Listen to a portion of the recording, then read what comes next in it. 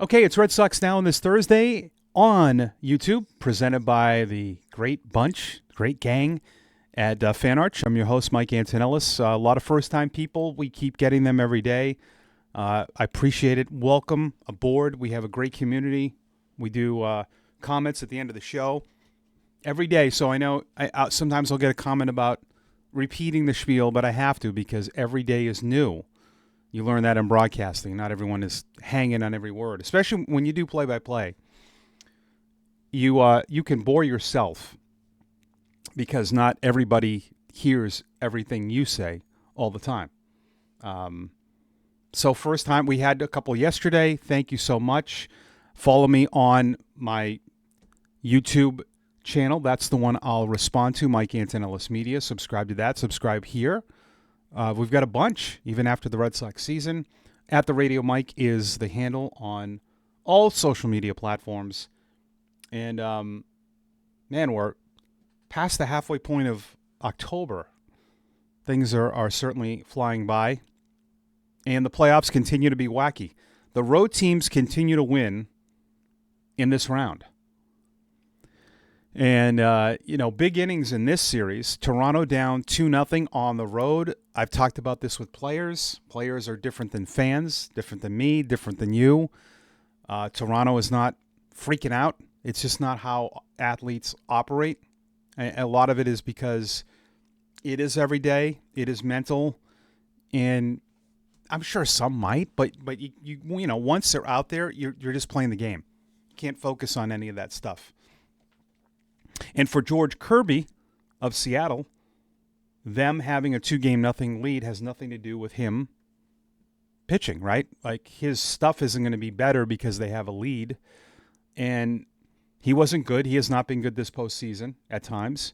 Both bullpens have struggled. And these are tough lineups. It's not a surprise that these two teams are where they're at, right? Toronto, a team that doesn't strike out a lot, puts the ball in play a lot, but hits the home run, well-balanced lineup. I like what they've done there. And doing this without Bichette. If this, it's interesting. If the Red Sox had this lineup that had guys named Lucas, Varsho, Barger, Clement, and Jimenez, what would we be saying? I don't think a lot of us would be loving this lineup at times. Now, they do have Guerrero, Springer. They got Santander back, Kirk. But there's a lot of guys I like. I mean, Jimenez is I remember seeing him in the minors. I mean, an elite defender. That's why he's there. Clement's another, great defender, ball put in place, had a great postseason. Barger can hit. Varsho's near the top in defense, a really good center fielder. Kirk, we know. It's a well-balanced team. And that's something that Alex Cora talked about. And Toronto did a good job this year. They had Bieber last night. They've done a good job, adding. They're a team that they had that wave of position players that came through. And they just could not find arms. I thought it was weird when they let go of Robbie Ray. But they brought in Bieber. And they're finally in a position where they could get to the World Series. Everything changes now when you win that third game. That's something I talked about yesterday that's always stuck with me. And I went back to the 86 World Series because I remember before Game 3 when Tommy said, whoever wins this game is going to win the series. And I'm like, what? The Sox are up 2-0. What does he know? He knew a lot more than I did. Now, it took some crazy things, but the Game 3 is huge. And we know that. In a best of 7, it's huge. You go up 3-0, odds are you're done, right? And Toronto keeps their season alive. Now, conversely, Seattle, and I talked about this yesterday, they've done a great job bringing in free agents. They've always had the arms. They couldn't get there, and they hit a lot of home runs last night. A lot of guys certainly like on that team with Raleigh. I feel like Julio Rodriguez has not got a lot of talk, maybe because his numbers have dipped a little bit, but still a lot of tools. And Suarez and Naylor. And we'll see if they keep those guys. It's interesting when we always look at everything from a Red Sox perspective. If you're Seattle and their fan base, if they get to the World Series, say they win the World Series, odds are they're probably not going to bring Naylor and Suarez back because this happens. Their stock will go through the roof, especially if those guys are a big part of it, and they are a big part of it. But I would, if you're looking at their fan base, that would be disappointing if they didn't bring those two back. They probably won't. Maybe Naylor. Everyone's talking like it's very interesting through the Red Sox lens here. Nobody is thinking that Suarez and Naylor will come back there. They're all just saying the Red Sox should sign Naylor and Suarez. Well, why wouldn't Seattle keep them?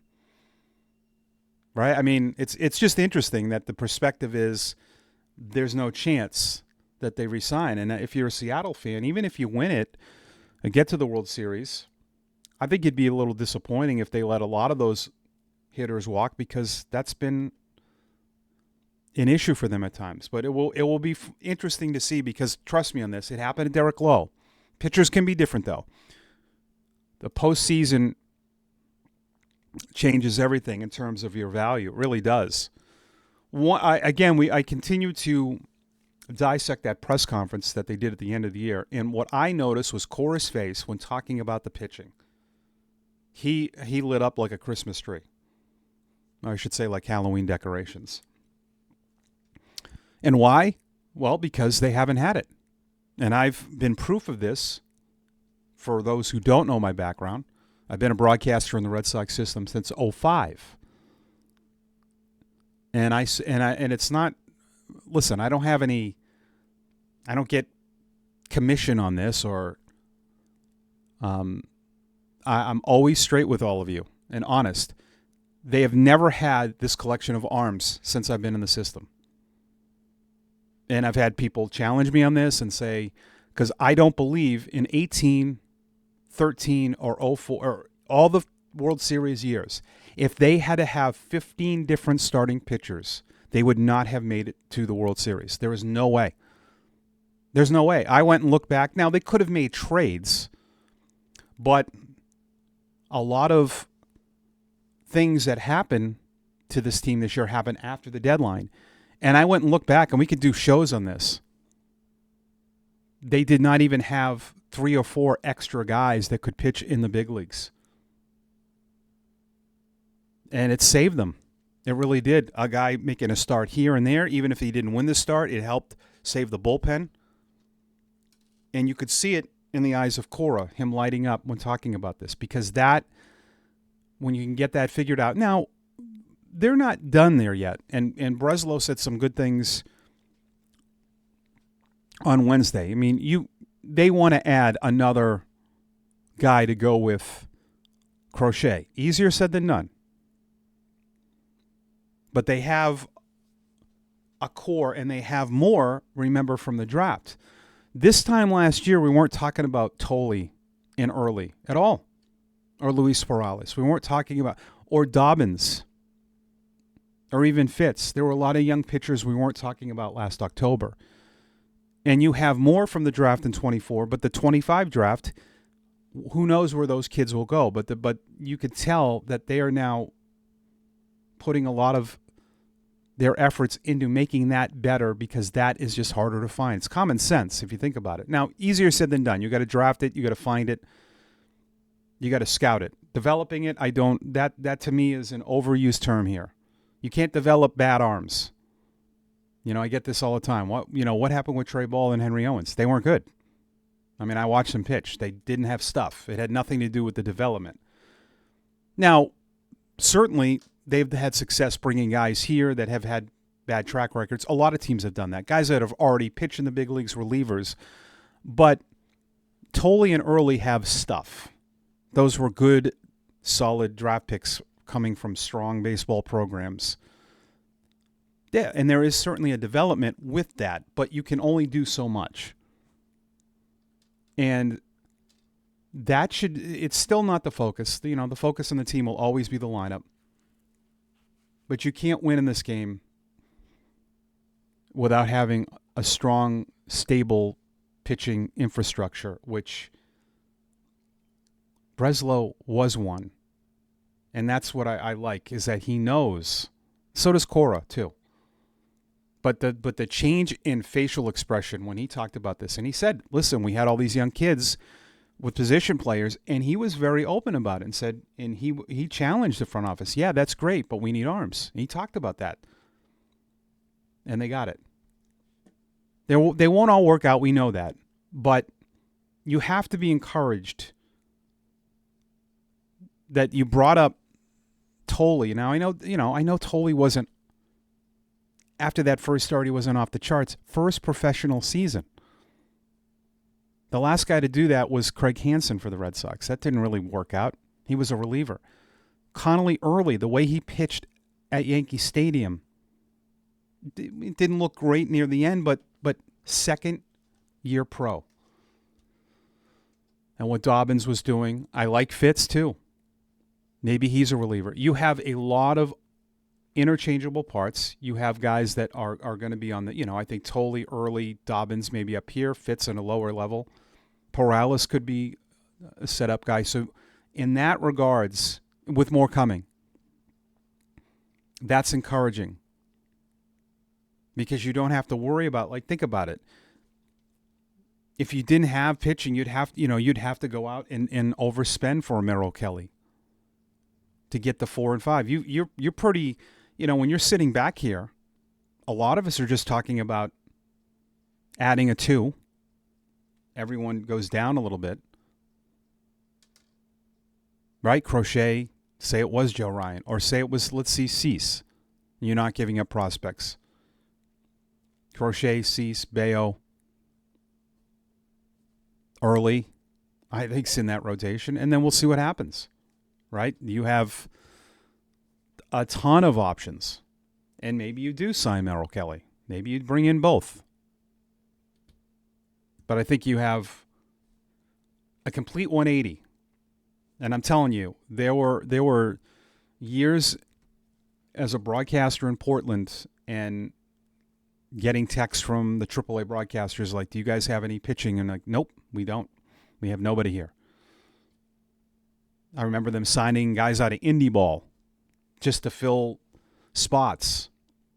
It was crazy. There was one year in Portland after the All-Star break that the big league club was so short, they kept taking starters from Pawtucket. Pawtucket was taking starters from us. And Salem was the high A affiliate at the time. And we played like a 5-game series in 4 days. We were literally flying guys back and forth. A guy would come up from A ball, start, go right back down, because we had nobody to pitch. I mean, there were a lot of days like that. Those days are over. I've not seen that even in the last 3 or 4 years here. Now, rosters in AAA are bigger, but the pitching in this system has done a 180 for me since I've been in Worcester. And I credit Heim and even Dombrowski too. He talked about that, but Heim did a good job with that. Just bringing in guys, regardless, taking flyers on a lot. That's one thing that they've done more of than I've seen too with the last 2 regimes. Hey, let's try this John Schreiber. They've Cam Booser, relievers, that is, even starters. And it's been fascinating to see that. A lot of teams we're just seeing guys, the guys that aren't the guys, they're going from team to team every year, like Jason Alexander, who ended up starting. He was with the Blue Sox all of 24. Brad Keller, who became like a lights-out reliever, was with the Blue Sox a little bit. It's very interesting now how teams have to find pitching. We'll go from right, center, lefts, DH, as we finish going around the diamond. I mean, we saw a finalist for Gold Glove, Wilyer Abreu. I think 2 full years is not enough for me to move on from a player. And I think that he made improvements this year. The injury didn't help. But this is a Gold Glove outfielder, great arm, good power, things he can do when he doesn't hit. He can still affect the game. Now, does he have to cut the strikeouts down? Yeah, I think he'd be the first to tell you that. Yeah. But I don't see any, unless who knows what can happen. But I think that's a position at Fenway that's important. Play Gold Glove defense. So for me, that's locked in. I think that what Breslow talked about yesterday, that we still have to, we're not near our goal. We still have to push. And, I think it's pretty evident that they're going to make a heavy push on a starter and another bat, assuming that they keep Bregman and the story they can opt in, by the way. I talked about this yesterday, if they add an extra year. Let's get to the comments from Wednesday from Matarov 1. I'm in favor of a salary floor in baseball. We talked a lot of this yesterday, starting between 125, 150 per year for each team. It would force teams like the Pirates to spend more than they do now. I believe it would be more effective than a hard limit to make things competitive. You can still take revenue sharing from the big spending teams, but it shouldn't go to teams that aren't above the minimum floor salary. I love that idea. I don't know if the other, owners will go for it, but I mean, the reason, I talked about this yesterday, and the reason I love this idea is I think there is too much, and I'm seeing it today. I get where the Dodgers are. The Mets spent pretty much the same, and they missed the playoffs. That's the argument. Right? Okay, yeah, the Dodgers, but the Mets didn't make the playoffs. The Yankees were eliminated. Philly was eliminated. Toronto's fifth, but they're still $100 million less than the Dodgers. That's a lot. Houston is sixth. The Red Sox, in total spending, were 12th. They made the playoffs. Angels didn't spend that much more. Cubs didn't spend much more than the Red Sox. San Diego, we're 15 more million. That's not a ton. It's the top four: Philly, Yankees, Mets, and Dodgers. Now, and I'll put Toronto, and all five had great years with the exception of, I guess, the Mets, but the Mets were pretty good. The Tigers don't spend money. They were at 150. But that's the problem with the game too, is that owners see the Reds 119, they made the playoffs. Cleveland 88 wins, they spent $100 million. How were they able to make it work? That's what owners tell their executives.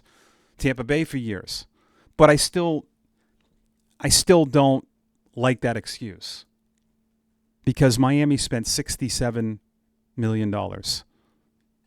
They were bad. Athletics 78.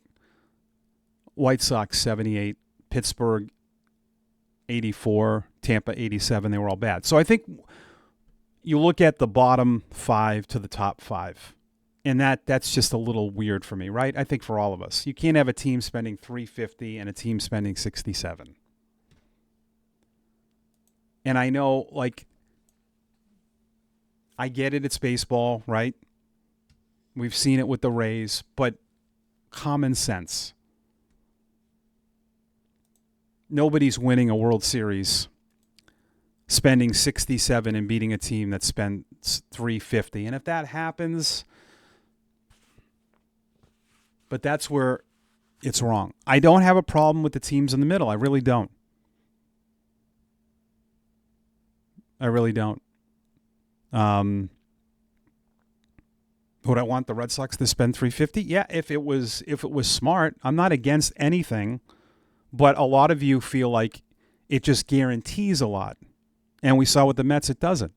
They spent $340. That's their owner is basically a glorified fan. That's what a fan would do. No offense, but he's a fan. Did he spend smartly? And I don't know. I mean, do you think spending all that money for Soto was smart? Now the Red Sox were right in on that. I never wanted that to happen. I would have criticized the Red Sox for that. That's a lot for a player that's not great defensively. It does change your lineup, but think about all of what you could have gotten for that $700 million. They were reluctant to trade prospects for Crochet. You could have had Crochet. Maybe you could have signed Bregman. So it doesn't, I think that you can see maybe the difference between the Mets, what they do spending, and what the Dodgers do. And the Dodgers are strategic with that as well, with how they spend. They've got that Japanese market cornered. They bring in good veteran players. That's a good clubhouse. Solid guys. Freeman, Mookie, Teoscar Hernandez. But it's just flipped a little bit. Like, it's just ridiculous, where it's 350 and then the last team is 67. So I'm all for that. Milwaukee doesn't spend money either. They've been good for a while. 97 wins. They spent $121 million. The best record in baseball. See, that's the problem. Again. And I'm not saying any of the comments that we're going to get back on this, you're wrong about it. But the fact is that owners, why would the Milwaukee owner ever say what we're doing is not right? You can argue, well, if they don't beat the Dodgers, okay. Yeah, I mean, I get that. That would be the backlash. But an owner, the Milwaukee owner, if he gets to the World Series and gets to the championship series by spending that, why would he spend $200 million more dollars or $230 more million dollars for the same amount of wins? That's how every team's going to look at it differently. I think it can be a mess. It really can. I always told people this. There's been the good about baseball not having the cap, and the bad about baseball was kind of the same thing. The good about baseball for me, not having a cap, is it invented Moneyball. That's how Moneyball started, was that teams had to figure out a way to compete without spending. Right? I mean, that's how Moneyball was born. That's how statistics became even more relevant to all of this. The Rays were able to do a lot, teams were able to win differently. But then the bad part to that was teams were able to win differently. And the owners said, well, geez, I mean, and it wasn't just to save money. It was, I mean, part of that is, but also, like, why were we wasting money when there was all of a sudden a different way to win that was foreign to everybody, and the A's kind of introduced that and were successful. I know they didn't win a World Series, but you got to remember at the time, teams were not winning that way, and that's how all of that stuff kind of was born. But that's the bad part of it. So it's a very interesting dynamic how all of this works. I still think the best practice is to put together the best organization you can through pitching, infrastructure, through playing the game the right way, bringing in the right free agents, not just blindly spending like the Mets. That's a bad example of how to win. The Sox should push, this is from Brent Bell, push hard to extend Bregman in the exclusive period. I don't want this guy back. I do want this guy back. However, that does not happen. The Sox can hang back and hope Bregman falls into their lap like last year. Well, I think they're having ongoing conversations. They know Boris. This is, they need to look at Suarez or Bo Bichette. Can put Bo at short or second. I have a lot of faith in Meyer defensively at second, short, or third. Yeah, we'll see. It's interesting with, I love Meyer, but it's weird how no one has concerns about a young player who's had backside issues. This year was a freak injury, but he's had a lot of injuries that a guy in his 20s would raise more questions than an older guy. Story and Bregman's injuries were kind of freak injuries, but Myers had back and side issues in his 20s, low 20s. So I don't, I can't guarantee he's going to play all year. I don't, he should be ready, but I'm not. I think that's a great with Bichette. I would love that. I would love that. I would do that. We'll see. I mean, we'll see what Seattle and Toronto want to do. I mean, they'd be crazy to let go of them, but they might have to. I know Bichette loves it here. His dad met his wife at a gym beyond Fenway Park. I'm sure you've heard Dave tell that story on Nesson. It's a good one. At Jared4203.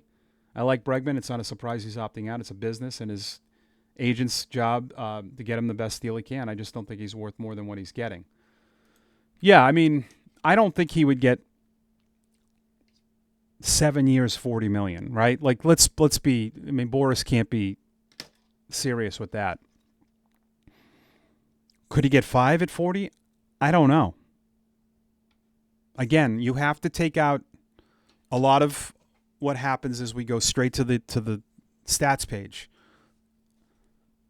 which is important. Now but you got to remember when Boris is doing this. Hey, my client. There's a lot. There's a lot of value Bregman brings. Now, certainly all of those other elements that he brings, mentoring young players, being a good clubhouse guy, you have to still be good. But he is very invested in the whole process for someone that's a star player. You know, you don't often see that. He wears a pitch-comm device. He talks to pitchers. He gets in their meetings. Pitchers have said, like, there was a road trip where he called the pitcher into his room and they talked about pitching all night. He has challenged pitchers. He's challenged Andrew Bailey. Why are we doing this? Why are we throwing this guy this? This guy's been hurt for 2 weeks and we're throwing him all sliders. Why aren't we attacking him in with fastballs? He is extremely valuable. All of that for someone that's a really good player. That's rare. They're not all like hands off, but he is really, really invested. And I like that. I like that he challenges all of that. All of that being said, again, he has to be a good player, and I feel that position has a lot of value. He's still an elite defender at third base. I talked to someone who watches Red Sox baseball every day, and he said the difference between him and Rafi it wasn't even in the same stratosphere. And I've said this a lot and seen this a lot from broadcasting. You don't realize how bad maybe a position is defensively until you get someone who's really good, or you lose it. I said that a lot when Jackie and Mookie played in the outfield in Portland. And when they left, you just expected the next guy to do the same stuff because your eyes just get used to it. So there is a value, and he's a good hitter. So, like, I don't, it's also interesting how many people are not for the Red Sox spending on him. So what do you want? Again, I don't care about overpaying in one and then you're not, you're getting Crochet at the most ridiculous bargain ever. And you're probably going to have Roman Anthony at the same. You could, and still with Rafaela and Abreu, if they give Abreu and Bayo, those guys are still probably under market. So what if you have to pay a little bit more to keep Bregman? I'd do it. 5 and 40, $200 million, absolutely. Because I don't want to go through what it looks like when you don't have that position. Well, just put Meyer there. Okay, we really want to do that? I mean, why are we so quick to just dismiss Bregman because of money when you know what you got? The injury is clouded a lot of people. He shouldn't have come back 5 weeks earlier or 6 weeks earlier, but they were trying to win. What did the player, if he didn't get hurt, he's probably still, on pace to have that amazing year. And I'm willing to roll with that because I saw what when you relied on Pablo Sandoval, when they thought Middlebrooks was going to be the guy and then he got hurt a lot. I've seen that position when you don't have it. And that position for years has been a position where if you don't have it, you're in trouble. That's the one position, third base, if you're not good over there, especially in a game where a lot of guys are pulling baseballs. It just, to me, nothing makes sense. If you passed on $40 million over 5 years, I'd be very disappointed if he got that from someone else. Unless plan B knocks your socks off. But I don't know. It's too simple to me. I think some in the media are overthinking it, I've told them that. I think we undervalue that position.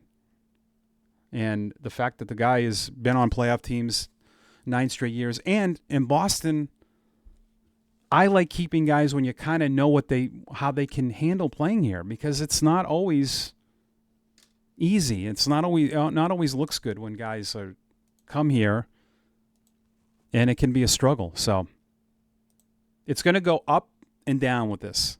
And it's going to look like they're not close, and then it's going to look like they're really. It's going to be a seesaw thing with Boris. All right, we got one more show tomorrow. Hope you have a great Thursday. There's baseball tonight.